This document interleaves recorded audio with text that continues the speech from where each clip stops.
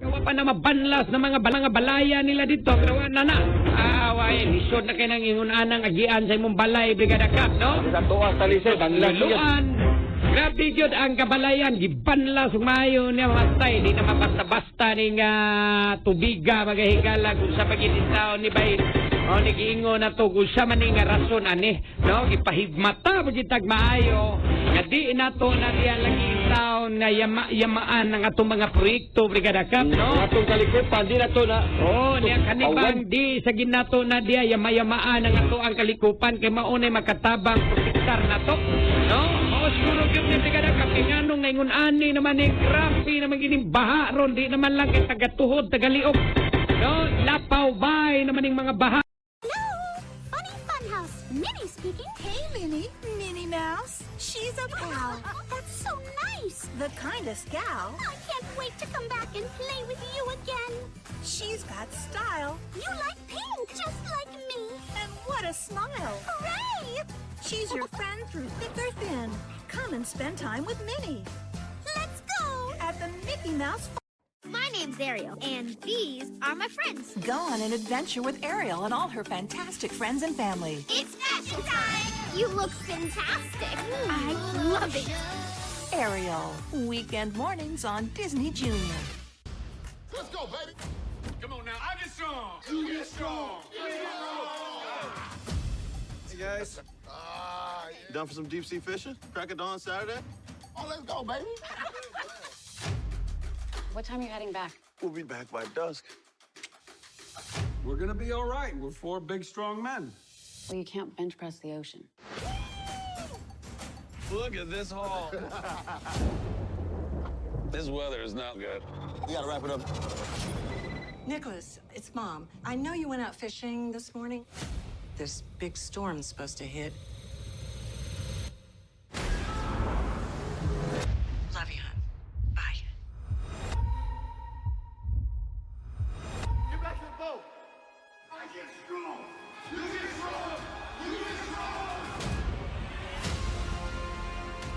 Let's go. Let's go. Let's go. Come on. This is now a rescue mission. We've got some men out in the open water. 4 men in the middle of a giant storm.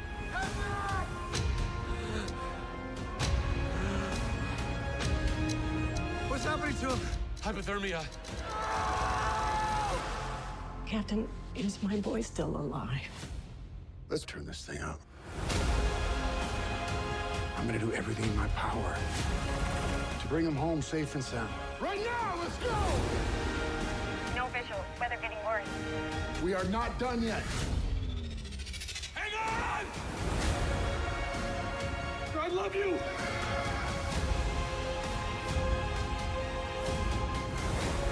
Hope is the strongest thing that we have. I get strong. You get strong. We get strong.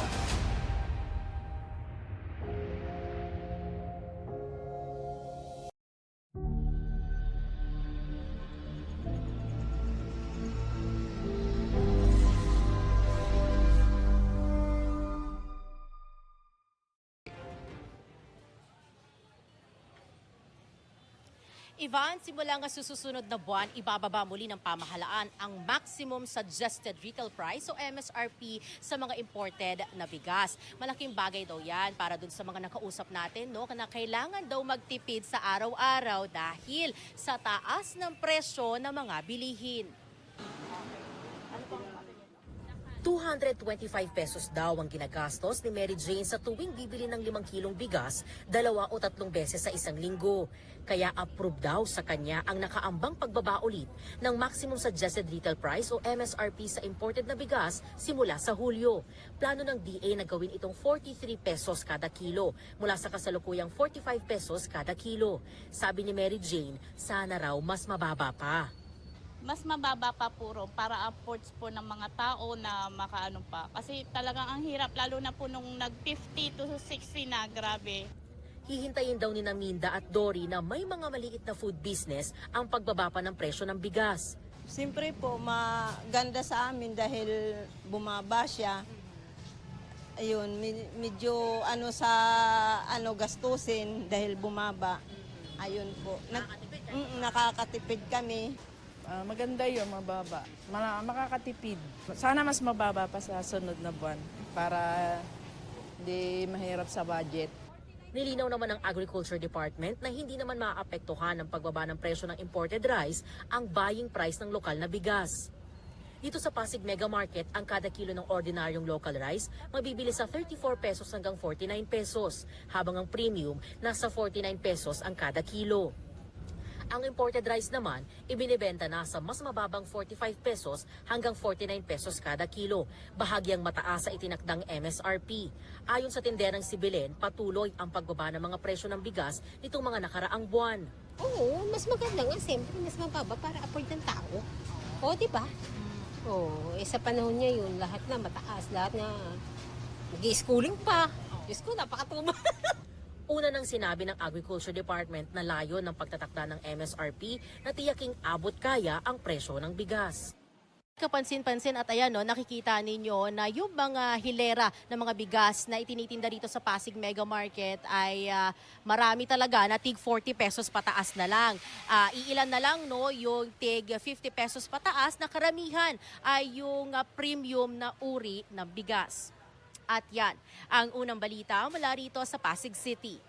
EJ